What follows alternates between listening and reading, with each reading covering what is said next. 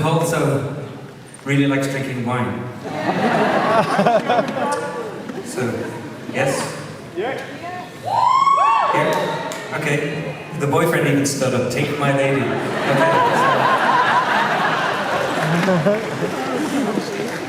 Perfect. He was like...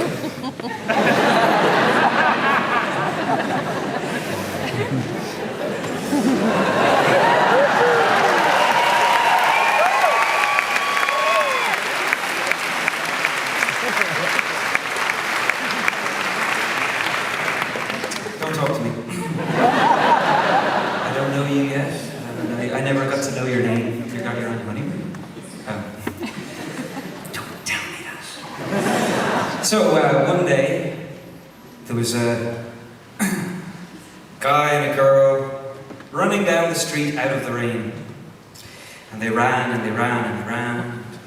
Now they were running from different directions and they didn't know that the other person was running, and when they ran into a bar to get out of the rain, they ran into each other. And the guy knocked the girl over going in the door, and she splashed into a puddle outside the door. And she got up and she was like, and he was trying to help her, it was like, you know, one of those and like, sorry, I'm really, really sorry. She's like, it's fine. Just let's get out of the room. So they went inside and said, please, let me get you a drink. And she said, no, I'm fine. Let me get you a drink, please.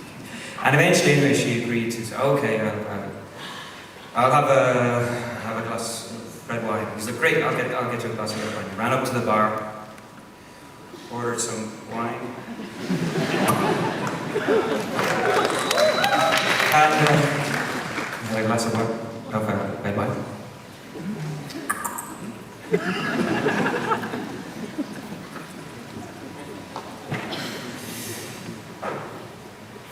Cheers.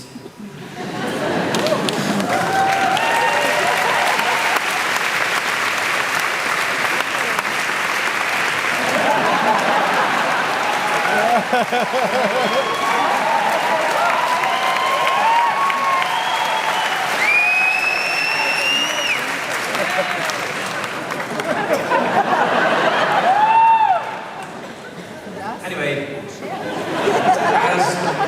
as is normal after a glass of red wine, she started to relax a little bit. She wasn't so uptight and bitchy and whatever.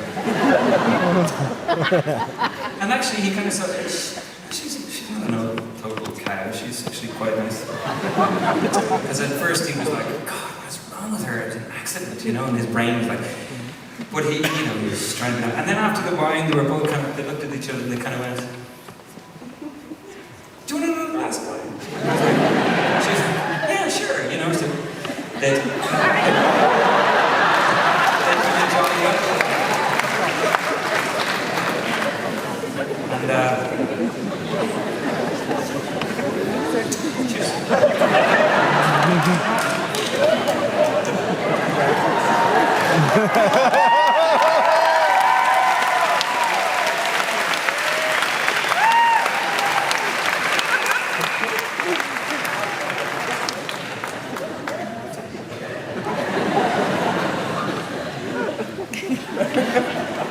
Beards are great for storing wine for later.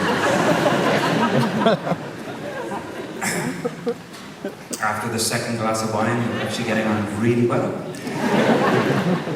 And it was quite interesting because it went from sort of utter hatred to quite pleasantness. You know, they even started noticing that they were sitting just a little bit closer to each other. The knees were touching every once in a while, and it was kind of like, it's kind of interesting. And just as is normal, you know, after 2 glasses of wine and you're feeling giddy, you're like, yeah, and then, you know, do that thing.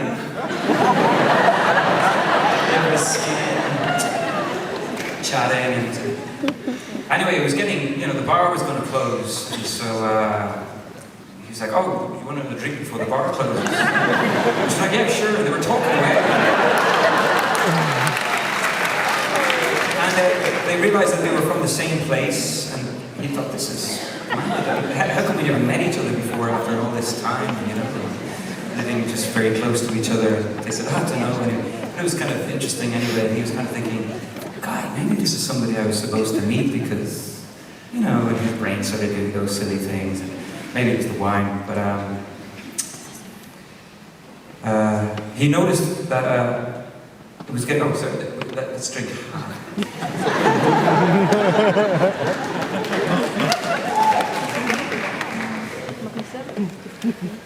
The rest in a second. So as they were kind of getting close to finishing their glass, he noticed that the time was coming towards 11:15, and that was the time that he had to catch his last bus home. And then he realized, hold on, she has to get the last bus home. So if I miss the last bus, that means she misses the last bus. That means maybe we get to hang out. And so he had this mighty, excellent plan, hangout plan. And so he said nothing about the bus. And so they were drinking away, and then, you know, cheers.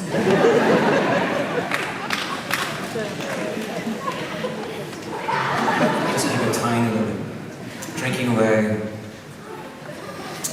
And then he went, when it was too late, 11:45, bus is gone. Oh, fuck, we've missed our bus. And she was like,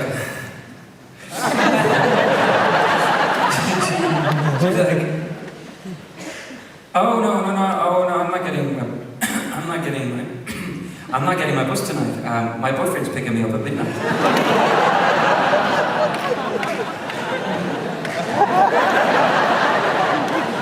And he's like, oh, cool. Yeah. Well, yeah, I suppose I kind of missed the bus. Well, I mean, and so he sort of sat there, and then all of a sudden, you know, the knees didn't touch anymore. It was this, I think body language changes slowly over time.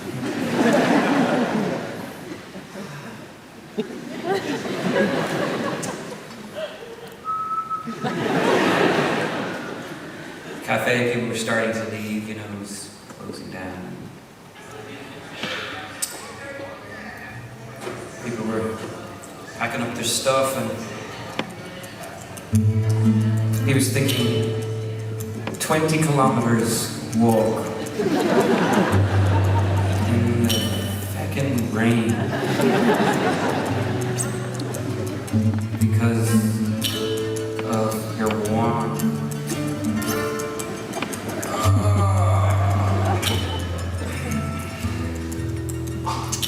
The conversation kind of closed down a little bit, and she noticed that he sort of withdrew. She was like, "You okay?" And I'm fine, I'm fine.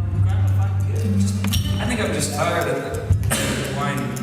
Anyway, he retreated and got a little piece of paper. A beer man actually pulled the advertisement off the beer mat.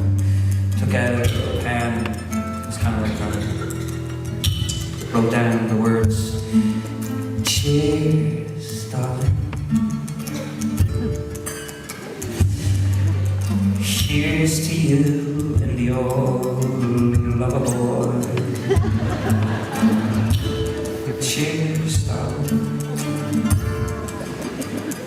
I've got years to wait around for you.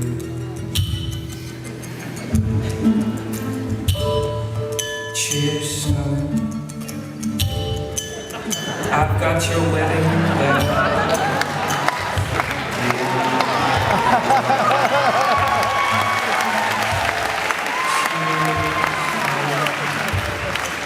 You gave me 3 cigarettes to smoke my tears away. I died when you mentioned his name. What was his name? Greg. I lied. I should have kissed you when we were running in that rain. What am I? Darling, a whisper in your ear, a piece of you. What am I?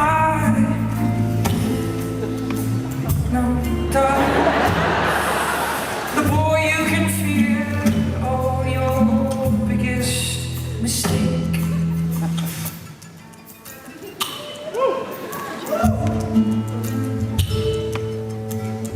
Cheers, darling. Cheers to you and your love for man. Cheers, darling. I'll just hang around and eat from a can.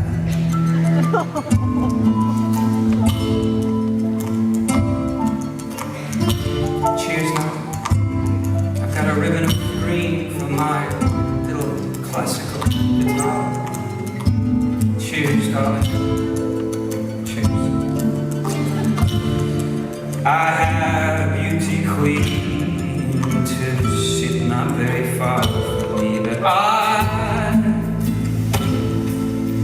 die when he comes around.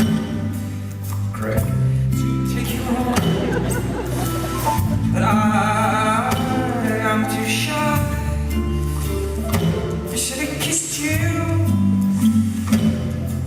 when we were alone. What am I,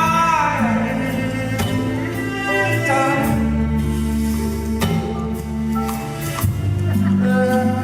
Spilling your ear, what a piece of your cake. What am I?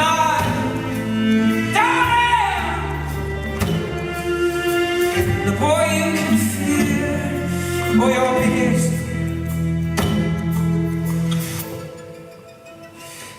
What am I?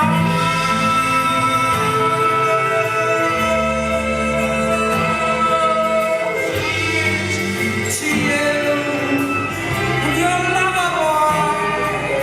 What am I?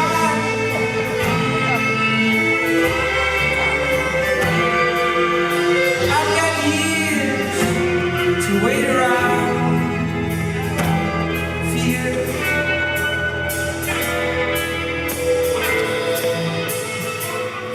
Fear.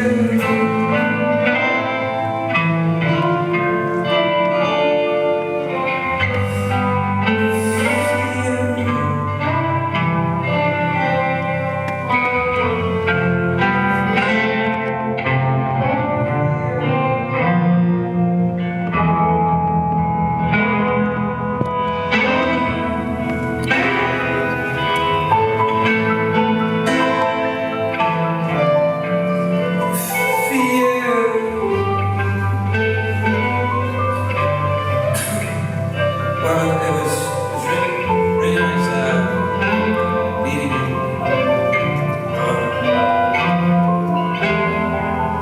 I've got